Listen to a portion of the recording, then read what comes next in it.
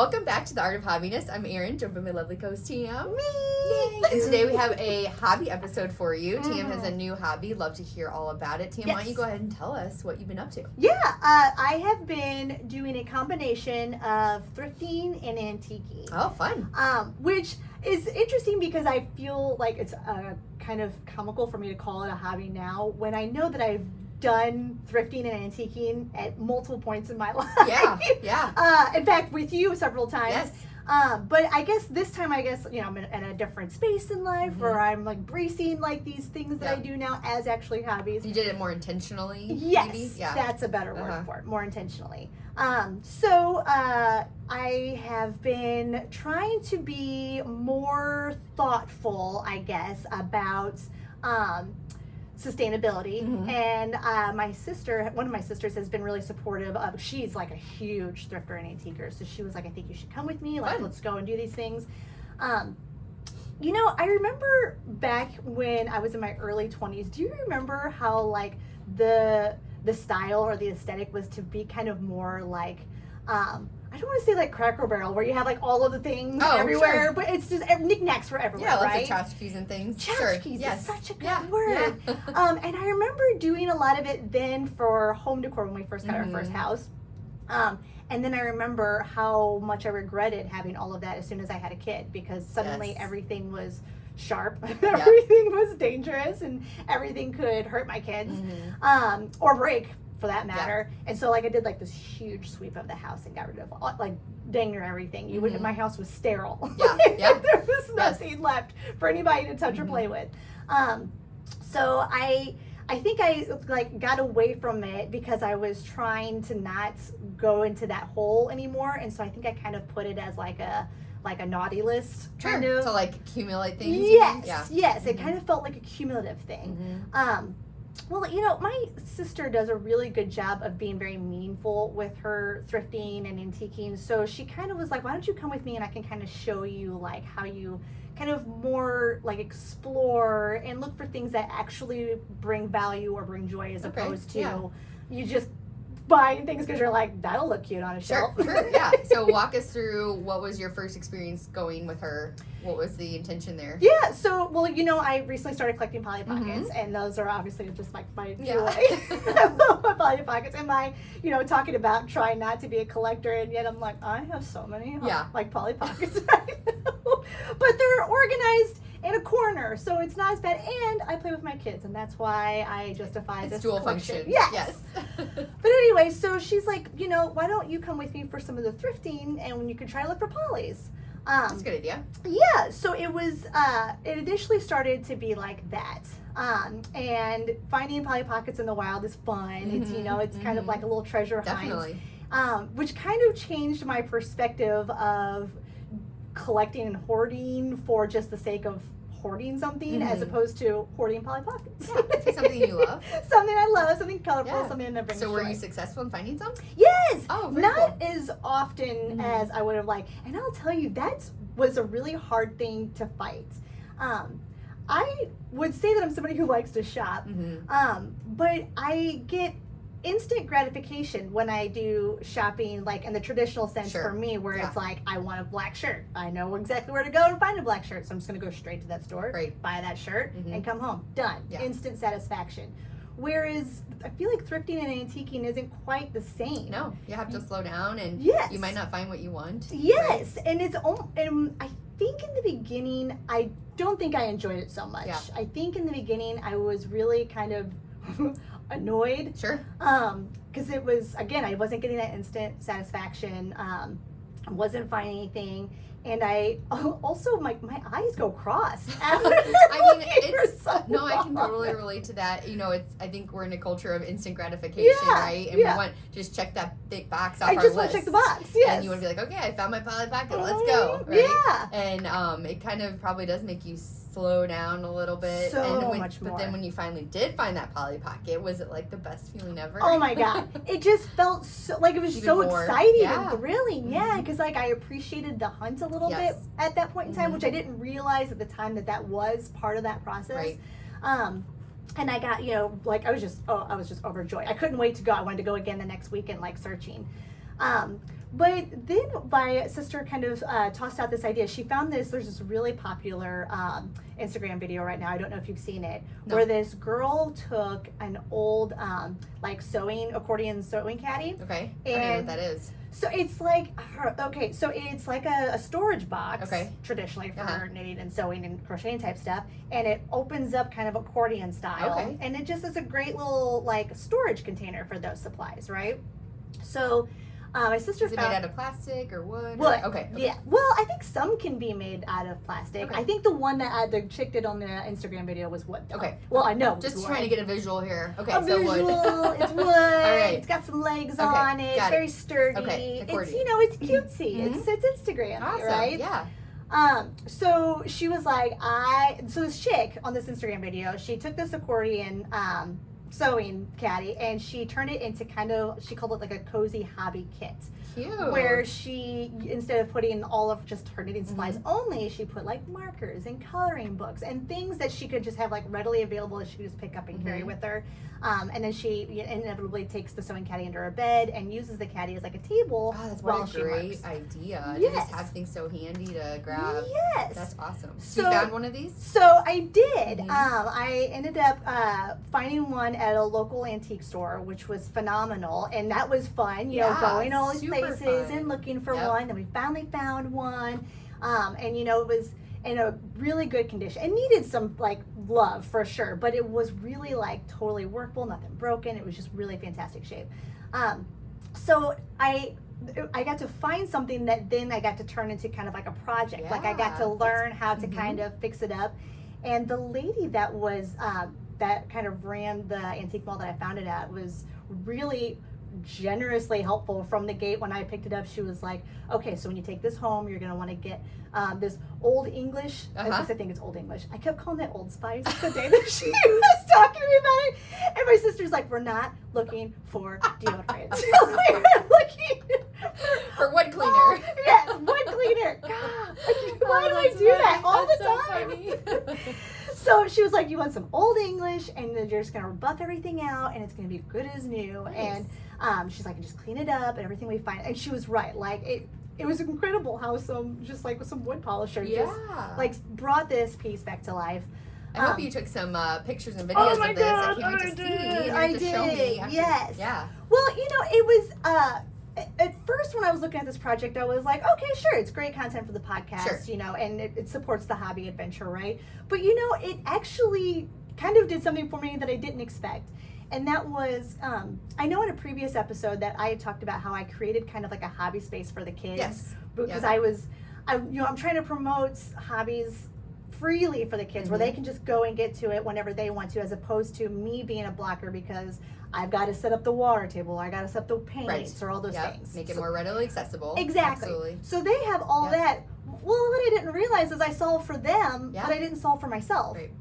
So when I embraced this, you know, hobby sewing caddy kit, I have this little kit now sitting next to my couch. So whenever I go to sit down at the end of the day and the kids are away, and I feel myself wanting to pick up my phone and just do that doom scroll, instead I just open up the little caddy, pull out a coloring book that's literally right there for me, and just start coloring. I love that. Yeah. You really reduced that barrier to picking up a hobby. Yeah, that I didn't even awesome. realize, Yeah. You know, how long we've been doing this now? Almost a year and a half. And I'm still finding ways to improve that hobbiness around me.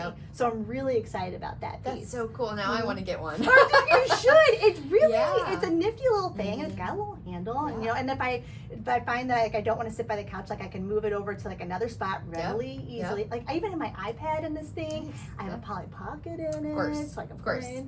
So you found your Polly Pocket, you found this caddy, and do you feel like this is something you're going to keep doing? I think so. Yeah. Well, obviously for the poly element. Sure. And then I did really kind of enjoy fixing up the accordion caddy, but I'll be honest, I think I don't know that I'm a handy kind of gal when it comes to wood and furniture type pieces. So it's gonna be how easy is the project to fix it up. Yeah. Like I don't. Some of that stuff gets really involved. Yeah. You know, it's funny. So when you proposed that this was going to be your hobby, this thrifting and antiquing thing, I was like, oh, I have that hobby. What? And I didn't even realize. No, like, I was thinking, and I don't even think we've ever talked about this. No. But it was a revelation of, like, that example of that I didn't consider that a hobby. Mm-hmm. You know, why didn't I consider that a hobby? Because it is something that I do, actually, I've done for many years. Wow.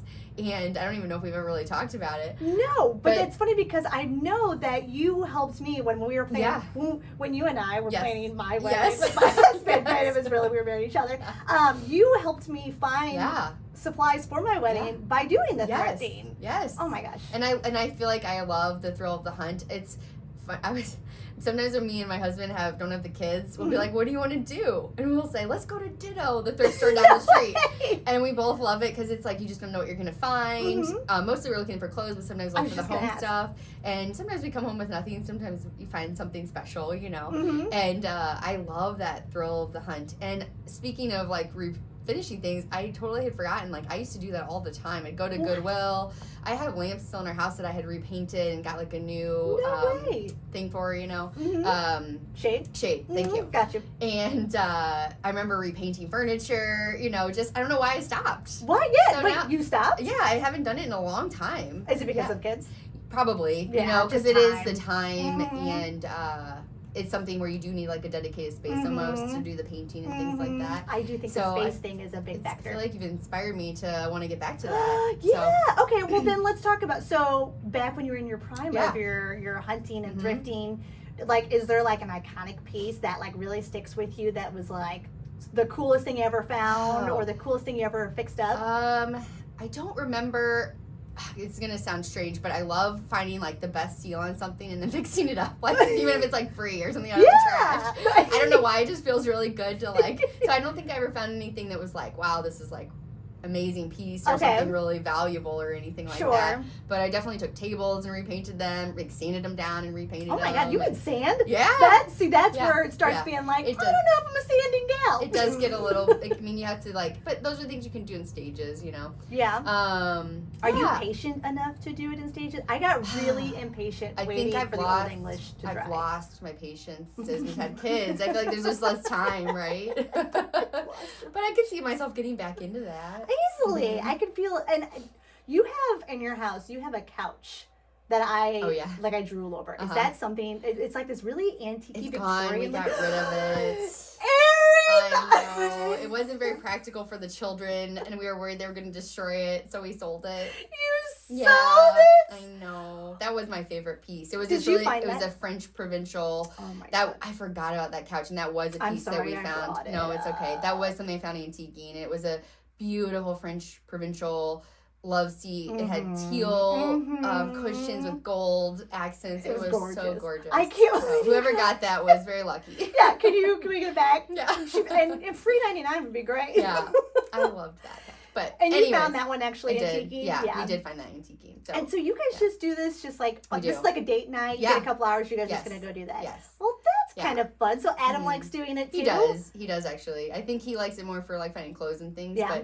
And Saint, for the same reason, he gets really into if he can find a piece of clothing that's like a really expensive piece of clothing that's only like $5. Yeah. He's like, well, look what he I likes found, the deal too. Yeah, the deal. Maybe I should start thinking something like about that. Because you can find some really cool stuff.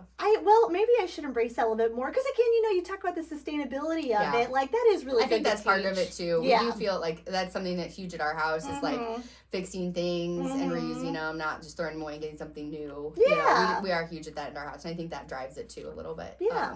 I think some of my younger siblings are really good about being thoughtful about that kind of stuff, and I feel like I should try to embrace that a little bit more. And I think this is like that one of those steps in me trying to do that. And I think showing the girls too a little bit of it. Have you ever taken your kids with you antiquing? Yes. Not antiquing, but we've taken them to thrift stores before. Yeah. Oh yeah. It's like scary. Yeah. You want to talk about the scariest thing you'll ever let yourself do is taking a kid into an antique store with you. Oh yeah. And trying to be like, don't touch, don't touch. Oh, don't touch that either. Oh my God, don't touch that. Yeah, I don't know that I would do that, honestly. I thought it was a good idea the first time. I was trying to be inclusive, and like my stress level just couldn't handle it. It was so silly. Yeah. Well, not one of my brighter ideas. Sometimes we'll take them. There's the thrift store by our house. They have a little toy section. Oh! And they can go back there and let them pick something out. You know? Let them play in that while you go around the stuff that, is breakable. The fine china. Yeah, even though they're not supposed to be playing unattended. But yeah, I think thrifting is a really cool hobby for many reasons now that we're talking about it. Yeah. Like the thrill of the hunt, the excitement of not knowing what you're going to find. Truly, yeah. And like the sustainability aspect of it. Or saving money even, finding things. And it could lead into a project that can, like the sewing caddy for me turned into a side project that I got to work on. And did I learn a lot from it? I learned the difference between Old Spice and Old English. Those are important things to know, folks. Yeah, I think it's cool. So I learned a new skill, but also kind of learned that, it probably wouldn't do anything larger than just swiping on some oil or whatever. I can't wait to see that project. So. Yeah, absolutely. Yeah. So we'll have to go. Do you ever have any interest in going garage sailing? I do want to go garage sailing because honestly, I feel like that would probably be a better shot at finding Polly Pockets than the thrifting way. But I get really social anxiety, and I also feel a little guilty if I do a quick run through and then leave. So garage sailing makes me a little nervous. I understand actually. that. Do you garage sail a lot? No, but I understand what you're talking about. Yeah, I feel like garage sales are becoming. I don't know if they still are happening as much as they once were because of Facebook Marketplace and things now.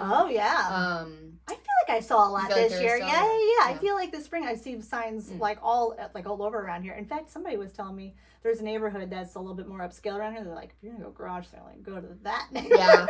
Yeah. And so maybe I should embrace that more. I just worry that I'll offend them if I walk up and I'm like, there's no Polly's here, and then I walk away. Oh gosh, you gotta get over that. I do. I think I probably should. And I also feel like I need to figure out how to, and maybe you know the answer to this, because again, I don't want to be a hoarder, and I don't want to go spend money unnecessarily. So the Pollys are kind of there's a low dollar kind of thing. Sure. I know I'm not going to get myself into too much trouble trying to find those things. The sewing caddy was a little bit more. I wasn't expecting to pay for that actually. Now when I say more, I think I paid $100 for it, which was more than I was expecting to pay that day. But it's still I don't want it to be where I'm just going and just buying things and buying things. So when you would go thrifting and antiquing, I know you said that thrifting was typically more clothes wise. When you did the thrifting pieces or the antiquing pieces, did you have something in mind when you went to look for those? Or I don't usually. I usually let the creative juice flow. I'm usually just going to see what's there. I don't usually have something in mind. I mean, occasionally I'll go if I need something clothes for the boys or something. Maybe I'll go see what they have. But I think the way I justify it is I will donate stuff before or after I go. That's actually okay. Yeah, and then I feel okay, I'm getting rid of some stuff and I'm bringing some new stuff in. Just keeping the circle of life going. I love it. No, that doesn't save you money, but at least it helps reduce the clutter. Maybe that'll make me feel better about it. I'm just keep throwing Or I might money sell something on Facebook, Marketplace or something to help me too, just to feel I love it. So moral of the story is try some thrifting and antiquing. It's kind of fun. Absolutely. I think it's a really fun hobby. So we're checking out. Yes. So. Well, we would love to. Well, one, I can't wait to see you share your finds on socials. Yeah. So if you liked hearing about this on this episode, definitely check those out because those will be coming out this week probably. Some videos of that, and then we'd love to hear if any or even see anybody else's antiquing finds or thrifting finds. If you want to share that on socials with us, please. We'd love to see it. So thanks for joining us today on the Art of Hobbiness. Yes, and we'll catch you next time. Bye. Bye.